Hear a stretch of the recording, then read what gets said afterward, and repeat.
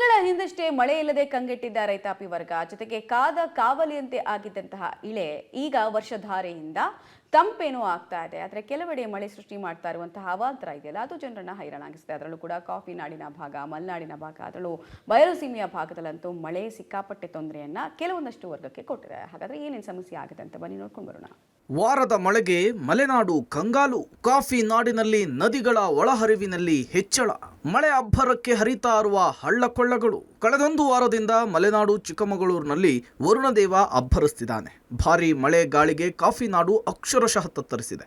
ಒಂದು ಕಡೆ ಮಳೆ ಅಬ್ಬರಕ್ಕೆ ಹಳ್ಳ ಕೊಳ್ಳಗಳು ಹರಿತಾ ಇದ್ರೆ ನದಿಗಳ ಒಳಹರಿವಿನಲ್ಲಿ ಹೆಚ್ಚಳವಾಗ್ತಿದೆ. ಭಾರೀ ಮಳೆಗೆ ಚಿಕ್ಕಮಗಳೂರು ನಗರದ ಕಲ್ಯಾಣ ನಗರದ ಸಂಜೀವಿನಿ ಶಾಲೆಯ ಕಾಂಪೌಂಡ್ ಕುಸಿದು ಬಿದ್ದಿದೆ. ಕಾಂಪೌಂಡ್ ನಡಿ ಸಿಲುಕಿ 5 ಬೈಕುಗಳು ಸಂಪೂರ್ಣವಾಗಿ ನಜ್ಜುಗುಜ್ಜಾಕಿದೆ.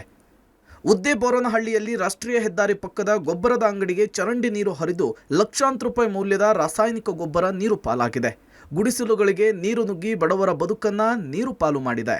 ಚಿಕ್ಕಮಗಳೂರು ತಾಲೂಕಿನ ಆಲ್ದೂರಿನಲ್ಲಿ ಮನೆ ಮೇಲೆ ಬೃಹತ್ ಮರ ಬಿದ್ದು ಸ್ವಲ್ಪದರಲ್ಲಿಯೇ ಕುಟುಂಬದವರು ಪಾರಾಕಿದ್ದಾರೆ.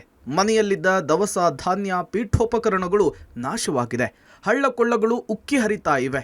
ಕೊಪ್ಪದ ಎನ್ನಾರ್ಪುರ, ಕಳಸ, ಬಾಳೆಹೊನ್ನೂರು, ಕಡೂರು, ಬೀರೂರು ಭಾಗದಲ್ಲೂ ಕೂಡ ವರುಣನ ಆರ್ಭಟ ಜೋರಾಗಿದೆ. ಬಯಲುಸೀಮೆ ಭಾಗದ ಜನ ಮಳೆಯನ್ನ ಕಂಡು ಫುಲ್ ಖುಷಿಯಾಗಿದ್ದಾರೆ.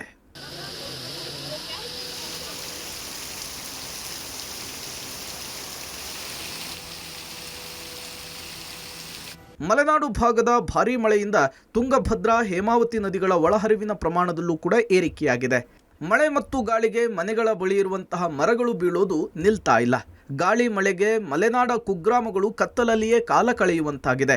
ಚಿಕ್ಕಮಗಳೂರಿನ ಕಲ್ಯಾಣ ನಗರದ ಹುಣಸೇಹಳ್ಳಿ ಕೆರೆ ಮಳೆಯಿಂದ ಭರ್ತಿಯಾಗಿದ್ದು ಮಹಿಳೆಯರು, ಮಕ್ಕಳು ಎನ್ನದೇ ಹುಣಸೇಹಳ್ಳಿ ಕೆರೆ ನೀರಿನಲ್ಲಿ ಮೀನನ್ನು ಹಿಡಿಲಿಕ್ಕೆ ಫುಲ್ ಬ್ಯುಸಿಯಾಗಿದ್ರು.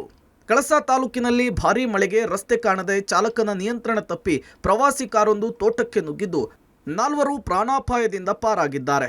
ಅಜ್ಜಂಪುರ ತಾಲೂಕಿನ ಇತಿಹಾಸದಲ್ಲಿಯೇ ಕಂಡು ಕೇಳರಿಯದ ಮಳೆಗೆ ಜನಜೀವನ ಸಂಪೂರ್ಣವಾಗಿ ಅಸ್ತವ್ಯಸ್ತಗೊಂಡಿದೆ. ಹಳ್ಳಕೊಳ್ಳಗಳು ತುಂಬಿ ಹರಿದ ಪರಿಣಾಮ ಸೇತುವೆಯ ಮೇಲೆ 3 ರಿಂದ 4 ಅಡಿ ನೀರು ಹರಿದು ದಂದೂರು ಚೀರನಹಳ್ಳಿ ರಸ್ತೆಯ ಸಂಪರ್ಕ ಸಂಪೂರ್ಣವಾಗಿ ಬಂದ್ ಆಗಿದೆ. ಒಟ್ಟಾರೆ ಜನ ಮಳೆ ಬಂತು ಅಂಥೇಳಿ ಖುಷಿ ಪಡಬೇಕು ಅಥವಾ ಅನಾಹುತಗಳನ್ನು ಕಂಡು ಕಣ್ಣೀರಿಡಬೇಕೋ ಅರ್ಥವಾಗದಂತಾಗಿದೆ. ಮುಂದಿನ ದಿನಗಳಲ್ಲಿ ವರುಣದೇವನ ನಡೆ ಹೇಗಿರುತ್ತೋ ದೇವರೇ ಬಲ್ಲ. Narayana Gowda, public TV, Chikkamagaluru.